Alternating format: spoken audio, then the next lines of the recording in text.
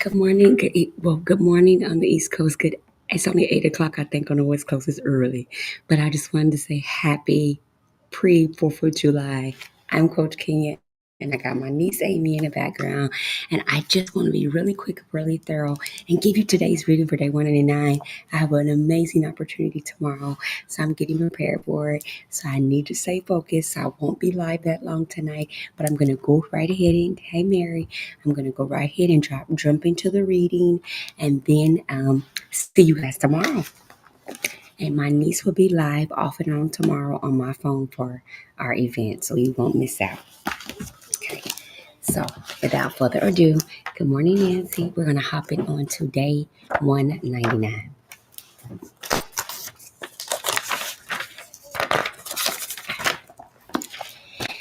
My name is Coach Kenya. I've lost 479 pounds naturally, and I've kept it off for over 10 years. And I come live for the last 199 days, helping you be motivated, inspired, and encouraged to stay focused on your journey. I'm not selling you anything. You don't have to buy anything. I'm just asking you to share this opportunity in this moment with me and inspiring one another, being motivated, and talking about the love of God. So if that sounds like something for you, let's go. Oh, it's the wrong one? That's okay. Just go back up there. Remember, it's the last thing you downloaded. So, here we go. Remember, I had my girl in the back. Nan, how are you? So, it is written. So Jesus said unto them, because of your unbelief, for assuredly I say unto you, if you have faith as a mustard seed, you will say to this mountain, move from here to there. And it will move, and nothing will be impossible for you. Faith moves your fear away without sensing impossibilities. Faith moves your fear away without sensing impossibilities. So if you were where I started and you look at yourself and think it's impossible to lose this much weight, I want you to know that's fear. You can do it. I did it. I'm not special. God is still in the miracle working business.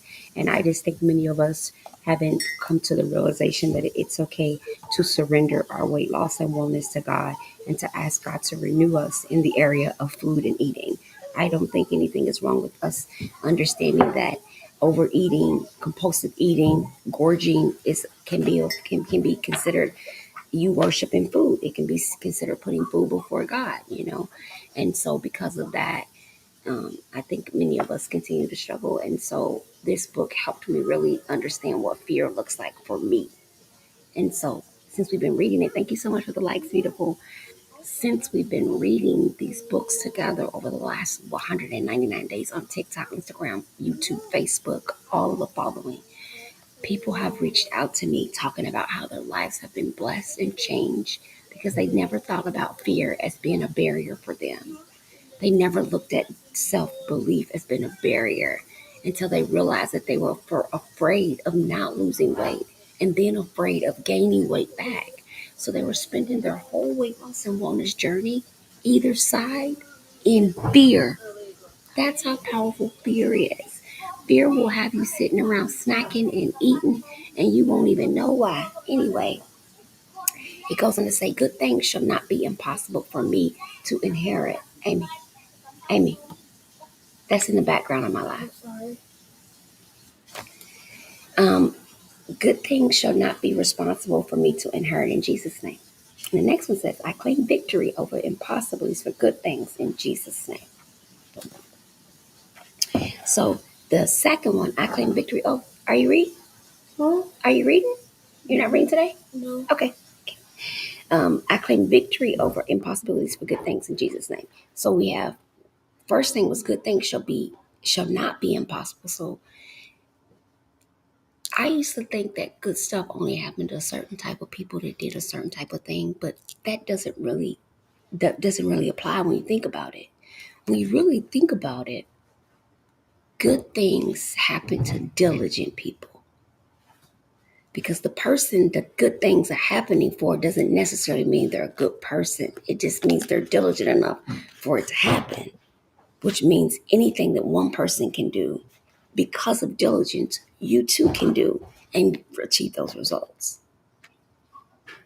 And maybe I don't know what I'm talking about. Bottom line is fear can be as powerful as faith, meaning a lot of us have very powerful faith, but fear can also come and take over and be as powerful as faith, meaning you can walk around in so much fear that you're not even living anymore. You're not even experiencing life anymore. You're literally in fear of everything. For me, it was fear of getting sick, fear of not being sick, because I didn't know what my identity was without it. It was fear of being married, fear of not being married, fear of being with somebody, fear of being alone, fear of having a job, fear of having no job. It was always fear. Fear of having money, fear of not having enough money. It was always some form of fear driving my thinking. And then I began to look at my thinking. And that is when I realized that my problems originate in my thoughts and show up in my weight. Yeah, I'm not ready for it tonight. I'm not going to get into it. I don't got enough time for it tonight, but catch me on another night and I'll get into it for you. I'll go real deep for you and I'll explain to you why all of this makes so much rational and amazing sense. But since me and my niece are on a mission to eat some Dubai chocolate in a minute, live, we're going to get this baby done.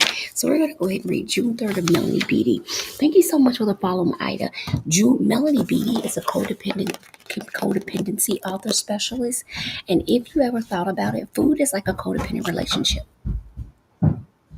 Food is like a codependent relationship. Food is like that narcissistic, toxic relationship that you want to get away from, but you need food to survive. Have you ever thought about that? That no matter how you flip it, if you struggle with weight loss, weight restricted, dieting, cravings, emotional eating, food addiction, eating disorders, have you ever thought about the concept that you are in a relationship with something that you can never fully relinquish? Meaning required coping skills and tolerance to deal is necessary for long-term success. Why? Because food is not something that is just nourishment for some of us. Food is also our lifeline emotionally for many of us. We assume that because a person is skinny, they can't have a sugar addiction. Lies. We assume because a person is small that they don't have issues with their weight. Lies. We assume because a person is thin, they're not sick. Lies. All lies. It may be true in some cases, but it's not true across the board. I know plenty of small people that have severe illnesses. Severe. I know plenty of small people who have eating disorders, food addictions, that can eat menu under the table if they're not well. And they don't weigh over 150 pounds.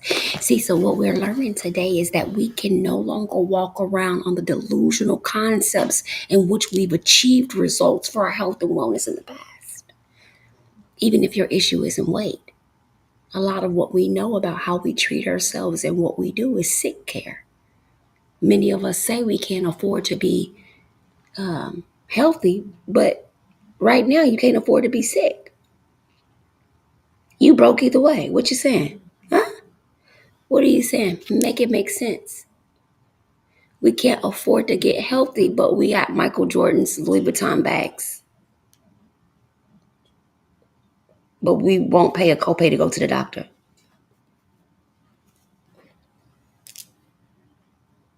And somebody tells you need some vitamins. You won't go get the vitamins you'll need. You'll find a cheaper brand because you're not about to spend that much money on that. But you'll walk around with a $900 purse. Short of breath. See, what happens is over time when we truly become mature in health and wellness, then these concepts stop being our statements of usage. Being healthy is expensive, but so is being sick. And if you're delusional and think it's not, you're crazy. Eating unhealthy is expensive.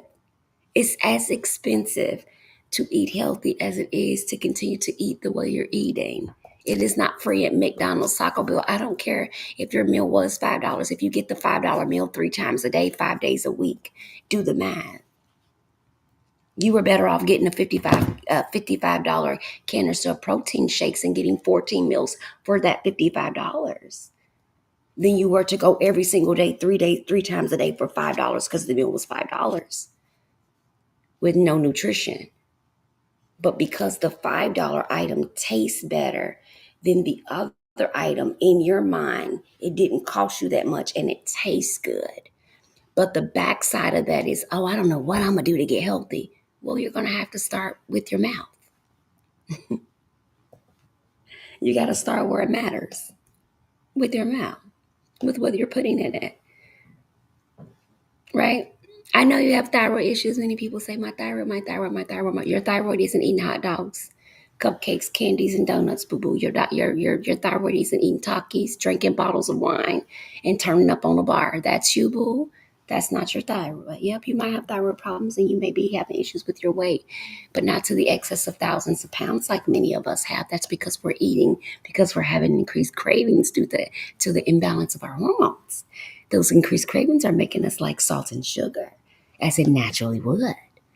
And so, yes, we're having a craving that's coming from a medical condition, but the condition isn't making you pick up, it's not jumping out of your body and biting a hamburger, boo, and then jumping back in your body, boo boo. Now, come on. Now, let's get rational. Now, I got a couple degrees that talks about mental health stuff. Now, some of us, I was delusional too. So that's why I can speak in this manner, because I'm not your average health and wellness therapeutic specialist.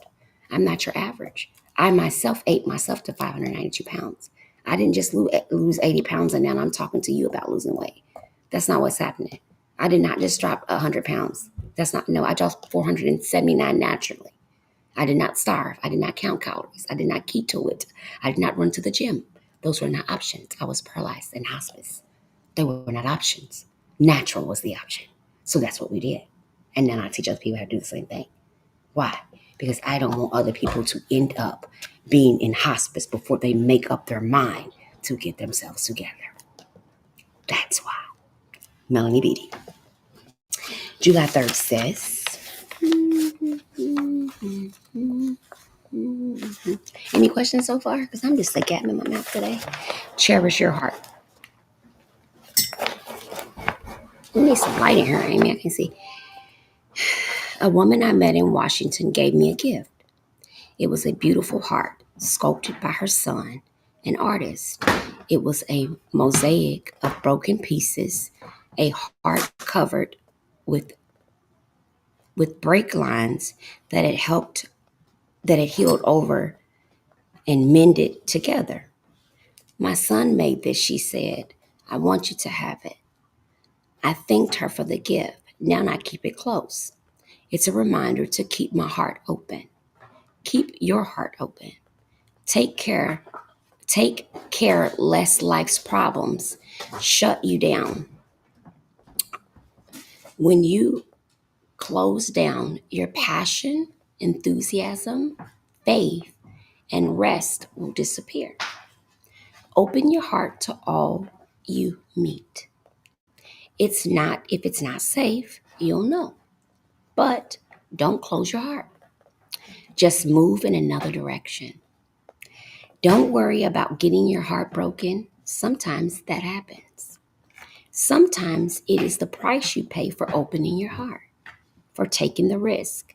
But if it does happen, you can allow your heart to heal and open it once again. What does I say? Remember the sculpture. Let it remind you that once healed, a broken heart is a beautiful piece of art. Wow, I like it. Once healed, a broken heart is a beautiful piece of art. You know, in my life, I've experienced a lot of pain, and so that resonates with me, you know, because I think sometimes many of us are walking around with broken hearts and we haven't quite healed from them. And so everything we do is in this space of brokenness, but we don't know it. You know, one of the things I was able to discover about my living is I didn't know my living wasn't good living until I was able to live another type of life. And what I mean by that is I didn't know that the lifestyle I lived in was toxic, codependent, sick, and unhealthy until I began to look at the ways of the living. The individuals around me, the people I engage with, the habits, behavior, all the unhealed traumas, chaos, and drama that no one had ever got help for was still as ever present as it had just happened right now. Why? Because it's a group of adults walking around unhealed, clapping back, snapping back attitudes, offenses, bitterness. I've simply learned that until we take a critical look at where we really are, we can't really stand in the honesty and truth of where we're going. That is what helped me. Um, when I pull, okay, so take away the weight loss. I didn't have to be obese to tell you that I was jacked up because I had so many life experiences, regardless if I was overweight or not, that said I should have been a statistic. I'm not. I'm grateful for that. The fact that we've been able to cultivate such an amazing community and opportunity based off the fact that I was given 30 days to live and that didn't happen has been a blessing and a gift. But the true gift has been the work I've been willing to do on myself, regardless of what it felt like, looked like, or was like. So tonight, I encourage each and every one of you to continue to dig deep, work hard on being the best version of yourself, and don't let fear secretly take you out of the game of being the best version of yourself. Have a beautiful night.